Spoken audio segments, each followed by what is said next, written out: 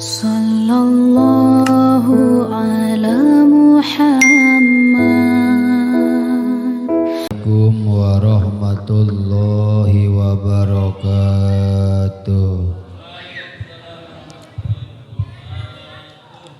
Alhamdulillahilladzi bi ni'matihi tatimmus shalihat wa bi dzikrihi wa dzikri awliyaihi tatanazzalur rahmat.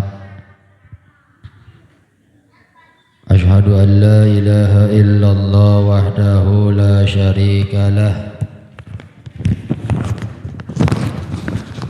wa ashhadu anna sayyidana Muhammadan abduhu wa rasuluh. Kurang bagus.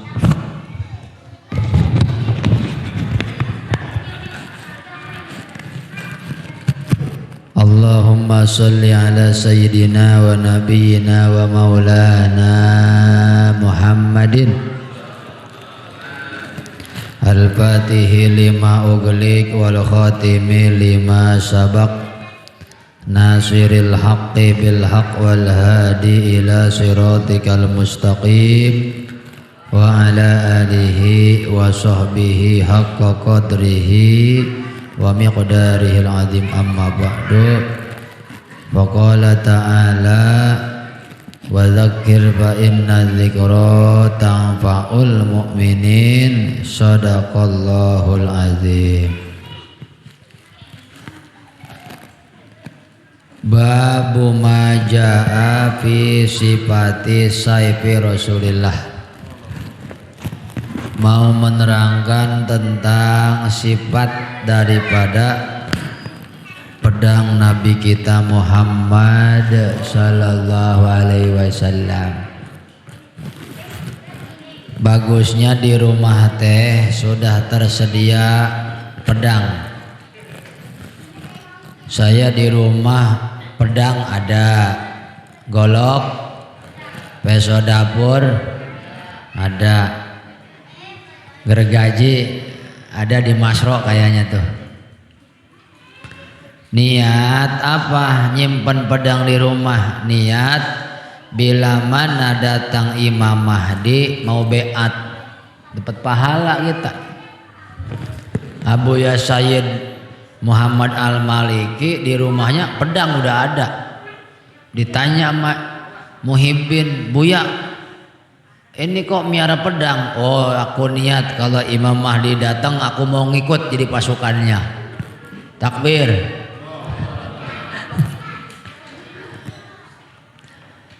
Karena gimana sifat pedang Rasulullah sallallahu alaihi wasallam? Kana qabi'atu sayfi Rasulillah sallallahu alaihi wasallam min fiddatin. Jadi kalau istilah orang Sunda, orang Jawa apa? Pegangan golok, pegangan namanya apa tuh?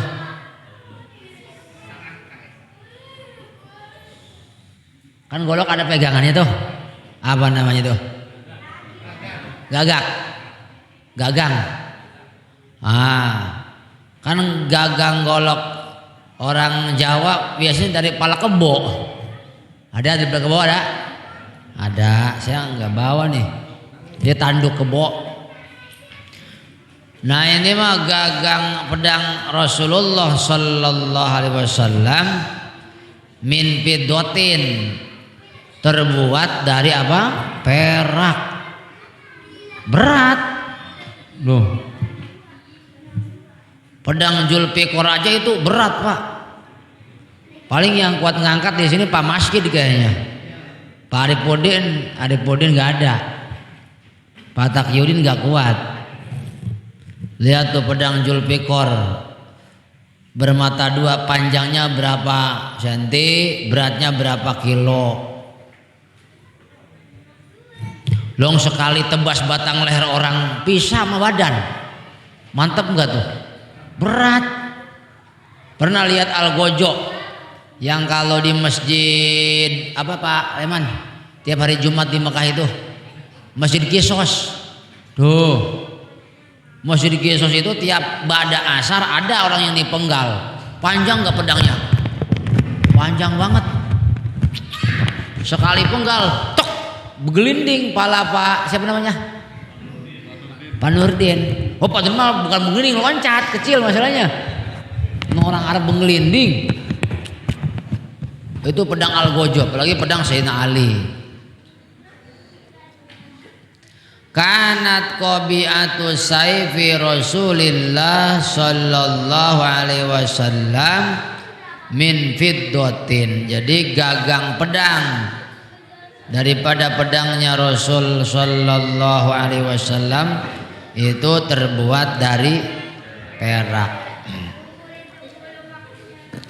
Di dalam hadis yang lain diceritakan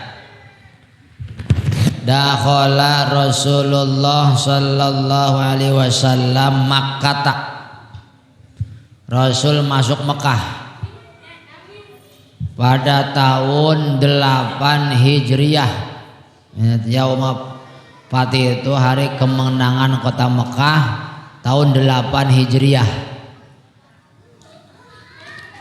Wa ala sayfihi zahabun wa fiddatun. Pada pedang Rasulullah terdapat emas dan perak. Wah, kaya berarti Rasul. Gagang pedangnya emas perak. Kita mah punya jam terbuat dari emas aja. Gagah nggak kira-kira? Rolex kan? Tuh. Gagah lah. Ini pedang gede lagi. Qala talib fasa'alathu anil fiddah. Talib berkata, aku bertanya kepada Hud. Ini Hud ini rawi. Apa itu peraknya? Jawab Hud, kanat qabi'atus sayfi fiddatan. Jadi hulu pedang Rasulullah sallallahu alaihi wasallam itu terbuat dari perak. Pernah satu waktu Rasulullah sallallahu alaihi wasallam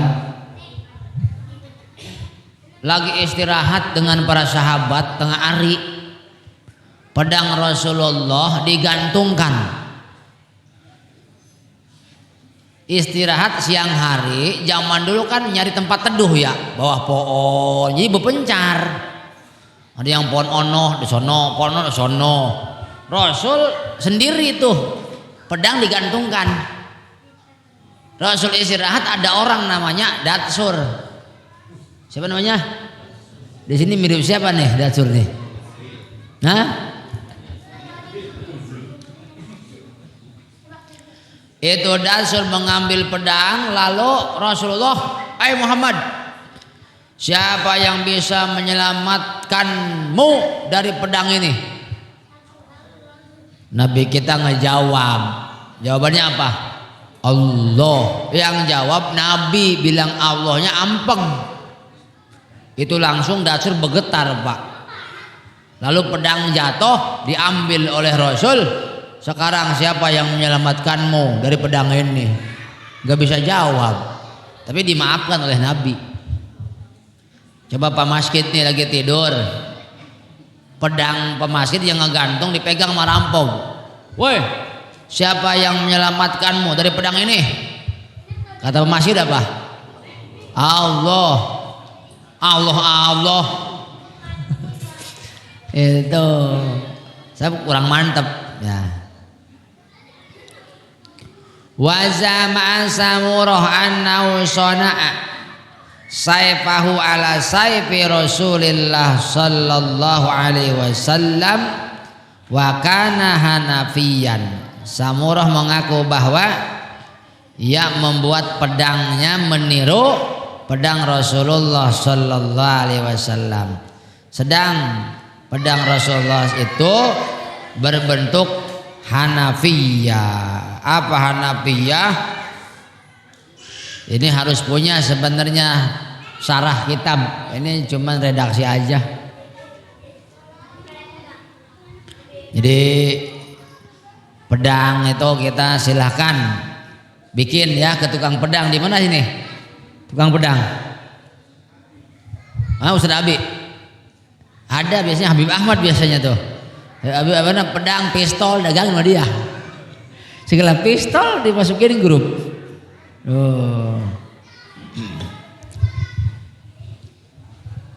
Babu maja'a fi sifati dir'i Rasulillah sallallahu alaihi wasallam. Bab menerangkan tentang sifat baju besi Rasulullah sallallahu alaihi wasallam. Rasul itu punya mukjizat, tapi enggak mentang-mentang. Tetap Rasul kalau perang pakai apa? Baju besi. Bawa pedang enggak? Bawa pedang, tetap syariat. Enggak ngandelin malaikat Jibril ini, enggak.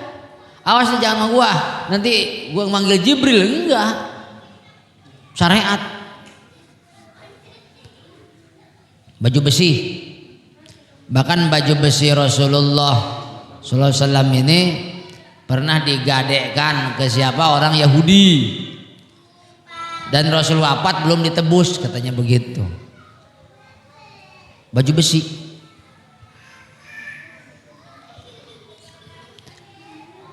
Ada berapa peperangan yang diikuti oleh Rasulullah Muhammad? Di antaranya perang Uhud. Perang Uhud ini umat Islam ada dalam kekalahan. Kenapa? Tidak turut komando Rasulullah. Jadi kalah, 70 sahabat terbunuh syahid di Uhud. Sebelum perang dimulai, Rasul melakukan briefing. Tahu briefing? Siap gerak. Gerak. Itu apa namanya loh? Iya kan ada persiapan upacara itu dulu, pemanasan. Namanya apa itu?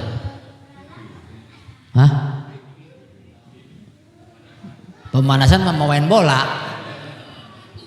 Kan biasanya upacaranya jam 7, setengah 7 udah pada hadir tuh petugas tuh. Latihan dulu. Apa namanya tuh? Gladi resik mah sehari sebelumnya. Apa Mas Musa? Ketahuan belum pernah jadi petugas upacara ya.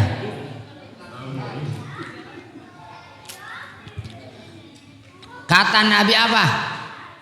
Ini pasukan pemanah di sini 50 orang lah. Di sini yang bertempur di sini. Pasukan pemanah bikin musuh kocar-kacir sehingga dia tidak fokus ke kita, jadi fokusnya ke atas dan ke kita. Bikin mereka kocar-kacir. Yang di bawah menang kalah, yang di atas jangan turun. Paham? Paham ya Rasul. Sudah. Pasukan pemanah di atas Jabal Ruman. Kalau sudah umroh tahu itu. Bertempurlah pasukan kafir dan pasukan muslim. Pasukan muslim Rasulullah komandonya, pasukan kafir Khalid bin Walid. Pada waktu itu masih tangkorak. Masih apa? Tangkorak. Tangkorak Fir'aun, tangkorak iblis kan gitu kan. Pada waktu itu Khalid bin Walid masih kafir. Ketika terjadi pertempuran hebat, kolosal. Bukan satu lawan satu, langsung bluk.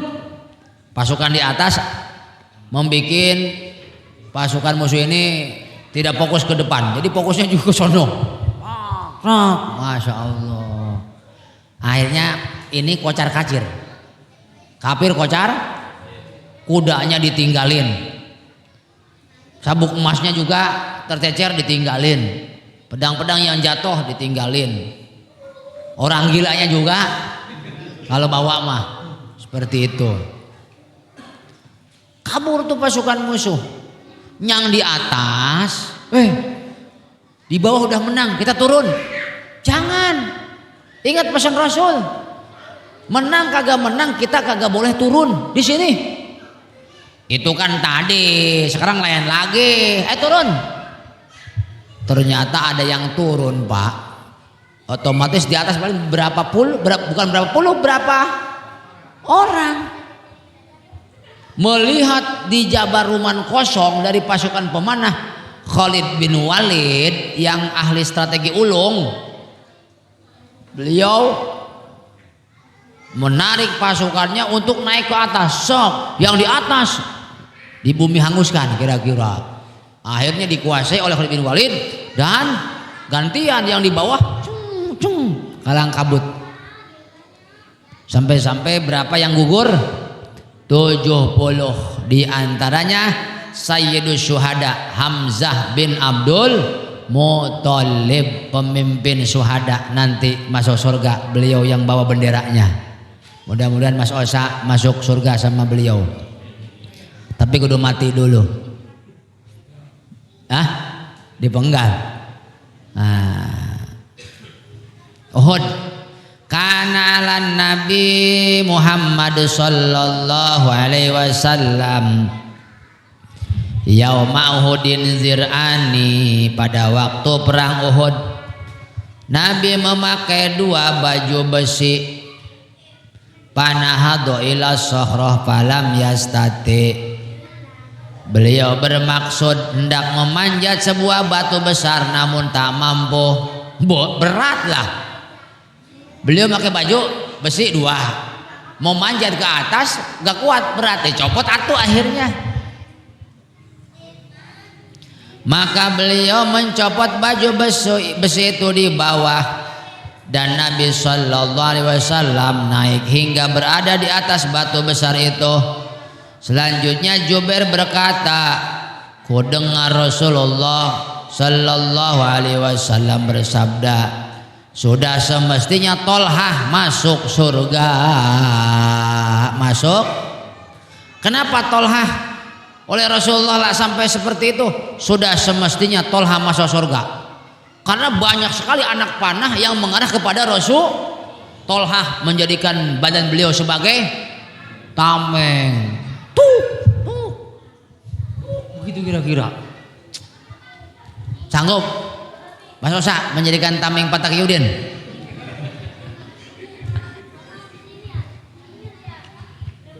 Tolhah. Inna Rasulallahi sallallahu alaihi wasallam kana alaihi yauma Uhudin dir'ani qad dhahara bainahuma, sesungguhnya Rasulullah sallallahu alaihi wasallam pada waktu perang Uhud memakai 2 baju besi. Sungguh beliau memakai keduanya secara rangkap.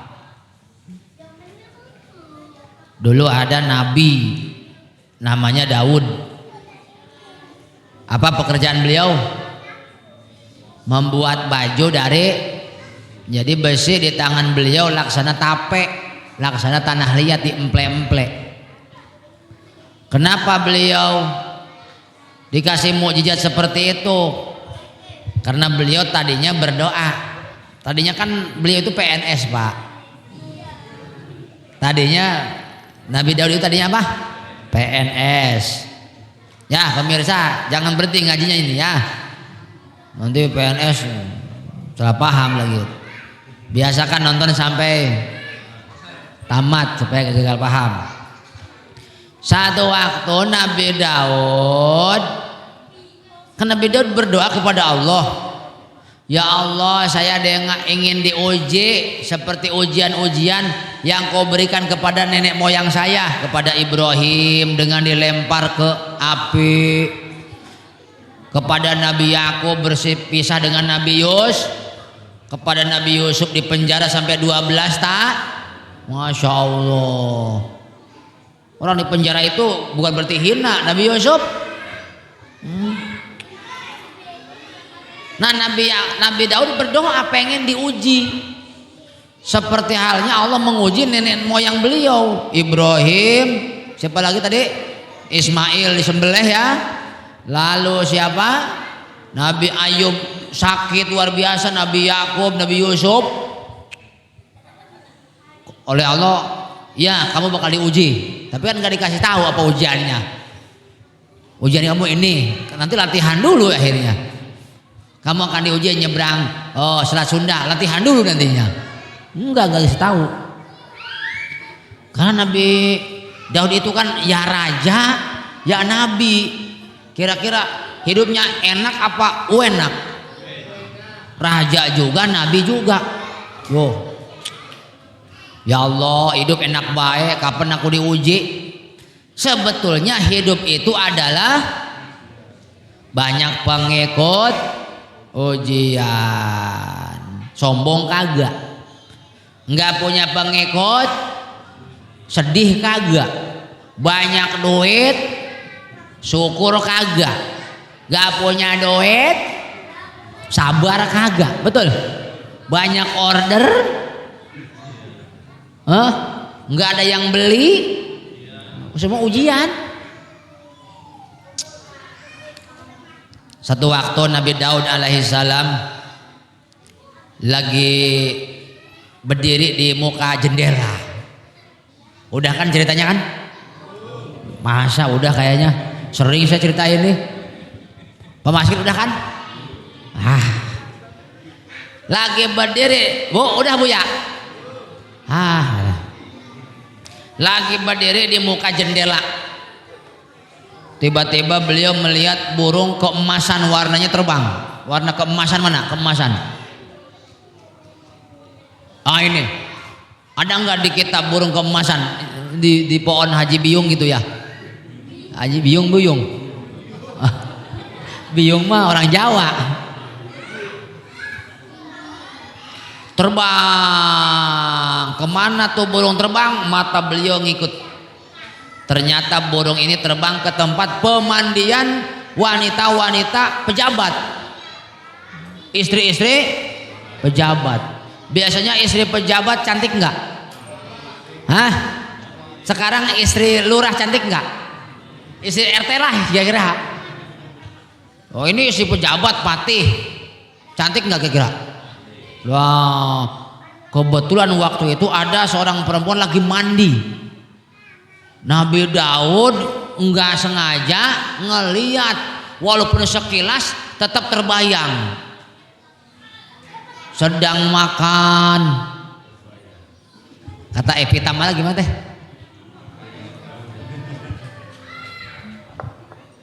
Gimana Bu? Oh iya bener, mau makan kepadamu itu. Iya. Terbayang-bayang. Kata Nabi Daud, sini. Ada apa Tuhan? Tadi siapa itu perempuan yang mandi? Oh itu istrinya Mahapati Uroya. Bukan Gajah Mada, bukan. Panggil Uroya. Iya Tuhan. Apa betul tadi istrimu mandi ke situ? Iya Tuhan. Cerai. Suruh dicerai. Yang nyuruh cerai siapa? Rajanya. Sementara Nabi Daud udah punya istri 99.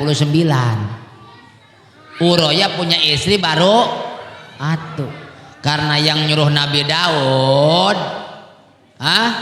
dicerai enggak? Dicerai. Kalau zaman dulu urusan cerai mencerai dipinta sama temen biasa.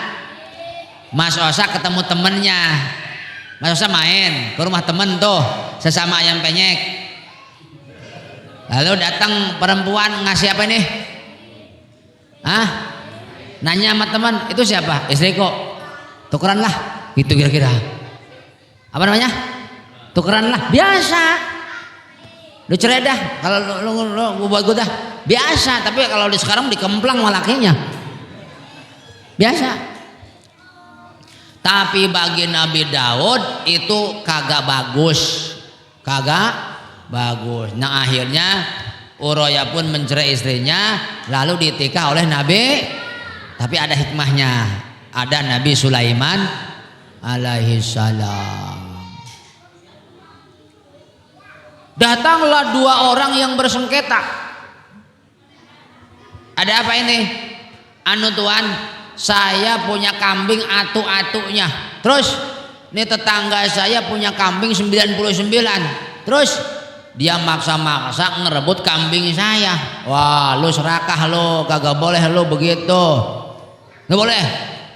Tuan, yang sedekah bukan saya.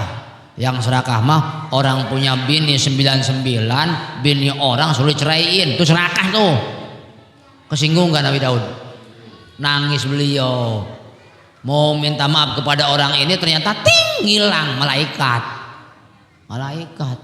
Akhirnya Nabi Sulaiman dipanggil. Wahai anakku Sulaiman, engkau berjalan di belakang ular besar, engkau berjalan di belakang macan, tidak lebih berbahaya ketimbang engkau berjalan di belakang bokong janda. Begitu kira-kira. Gimana Mas Sosa? Ulangi. Woi. Ulangi. Gimana katanya?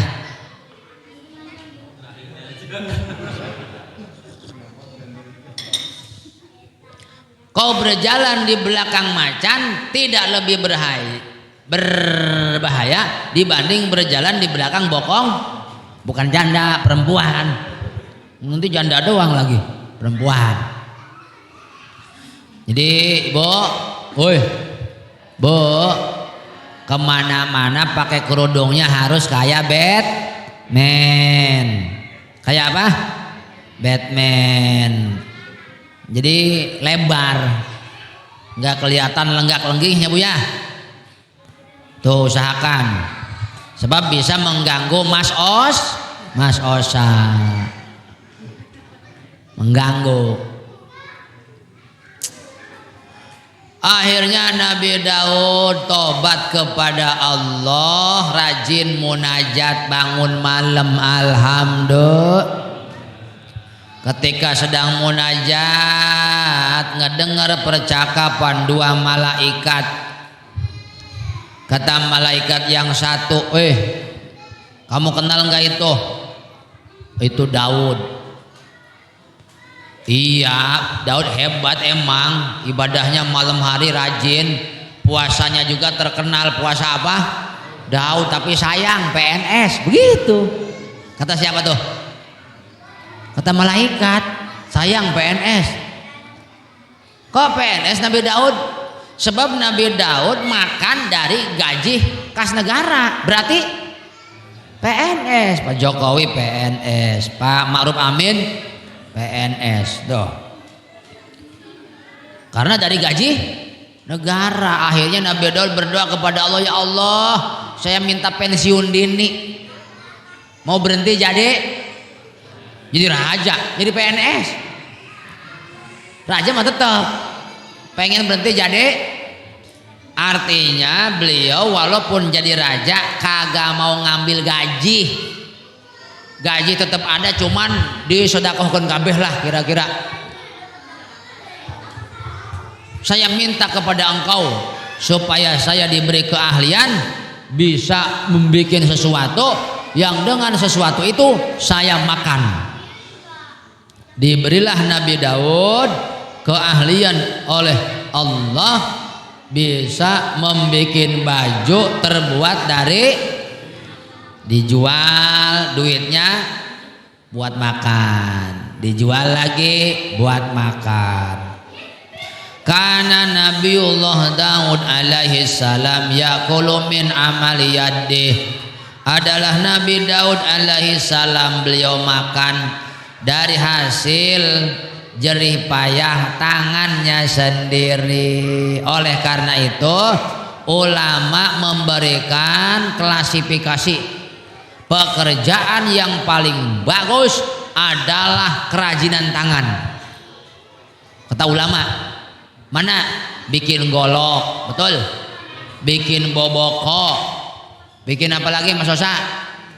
Bandring, tuh bandring, ketapel, hihid, apa lagi? Pacul, apa lagi? Kerajinan tangan. Nyopet di bus, bukan. Kerajinan tangan lagi itu, bukan itu mah. Apa lagi? Bikin garpu, kerajinan tangan. Ada yang bilang pekerjaan yang paling bagus itu adalah bercocok tanam. Karena bercocok tanam itu banyak sedekah. So, betul tidak? Tebar benih, burung matuk enggak? Oh, bebek baru ditebar, sedekah lagi. Gede dikit, bebek masuk, tutuk, sedekah enggak? Begitu mulai menguning ya,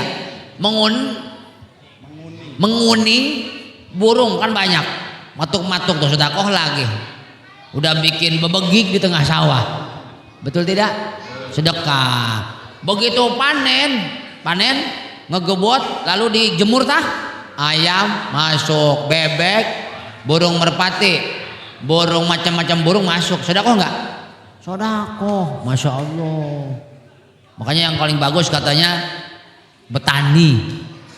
Ada yang bilang yang paling cakep itu berdagang. Karena Nabi kita pun berdagang. 10 pintu rezeki, 9 ada di dagang. Pintu rezeki berapa? Dagang ada berapa? 9 dagang. Mau dagang apa? Mau dagang cilok ya terserah. Sekarang mau dagang apa kita bingung, ada semua. Sok nih Pak Nurdin, dagang gak sekarang? Ceritanya Pak Nurdin di PHK ceritanya. Mau dagang, bingung gak kira-kira? Dagang nasgor udah ada, bakso geledek udah ada, bakso gludug, mercon, torpedo, bom atom belum ada tuh, bakso bom atom tuh. Ini tentang baju besi Nabi kita Muhammad sallallahu alaihi wasallam. Sudah jam 9.04 Al-Fatihah.